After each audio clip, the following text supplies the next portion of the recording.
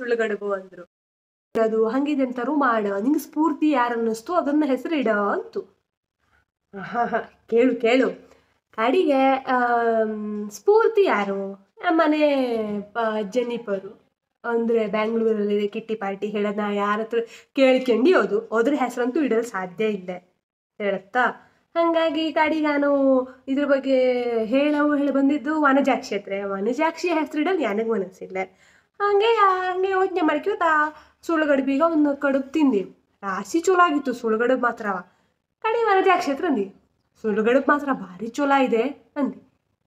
ಕಡಿ ನನಗೆ ಹೊಳ್ತು, ಅರೆ ಸುಳ್ಳುಗಡುಬು ಇಡ್ಲಕ್ಕಲಿ ಹೇಳಿ ಅದ ಸುಮಾರು ದೊಡ್ಡ ಕಥೆನೇ ಇದು, ಇನ್ನೊಂದು ಎಪಿಸೋಡ್ ಮಾಡ್ಬೋದೇನು. ಓಹೋ, ಮುದ್ದಾಮ್ ಮಾಡ್ಲಕ್ಕು ಮತ್ತೆ. ಹಾಗೆ ಸಾಯ್ತ್ರಿ ಅವರೇ, ಮನೆಯಲ್ಲೆಲ್ಲ ಹೇಗಿತ್ತು ನಿಮ್ಗೆ ಸಪೋರ್ಟ್? ಅಂದ್ರೆ ನಿಮ್ಮ ಹಸ್ಬೆಂಡ್ ಆಗಿರ್ಬೋದು, ನಿಮ್ಮ ಮನೆಯವ್ರಾಗಿರ್ಬೋದು. ಅಮ್ಮನ ಸಪೋರ್ಟ್ ಎಲ್ಲ ಚಲೋನೇ ಇತ್ತು. ಅಮ್ಮನೆಯವ್ರಿಗಂತೂ ಭಾರಿ ಹೆಮ್ಮೆ ಅನ್ಸಿತ್ತು. ಆದ್ರೆ ಅವ್ರ ಮನೆ ತಂಗಿಗೆ ಅಷ್ಟು ಹಿಡಿಸಿದ್ದಿಲ್ಲ. ಅಮ್ಮನೆಯವರು ತಂಗಿಗೆ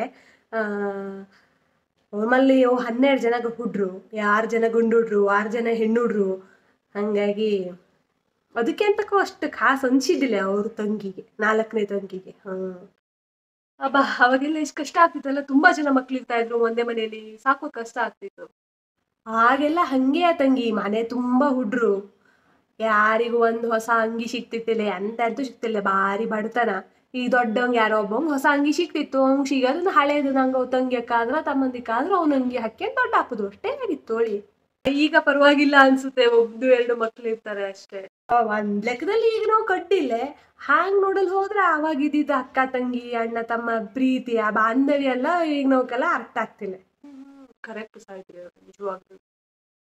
ಸಾಯ್ತ್ರಿ ಅವರು, ನಿಮ್ಗೆ ಏನಾದ್ರು ಈ ತರ ನೆಗೆಟಿವ್ ಎನರ್ಜಿ ಏನಾದ್ರು ಎಕ್ಸ್ಪೀರಿಯನ್ಸ್ ಆಗಿದೆಯಾ? ಈ ಎಪಿಸೋಡ್ ನ ಮುಗಿಸೋ ಸಮಯ ಬಂದಿದೆ. ಹಾಗಾಗಿ ಇದರ ಮುಂದಿನ ವಿಡಿಯೋವನ್ನ ಮುಂದಿನ ಬುಧವಾರ ಅಪ್ಲೋಡ್ ಮಾಡ್ತೀವಿ. ಹಾಗಾಗಿ ಅಲ್ಲಿ ತನಕ ಕಾಯ್ತಾ ಇರಿ.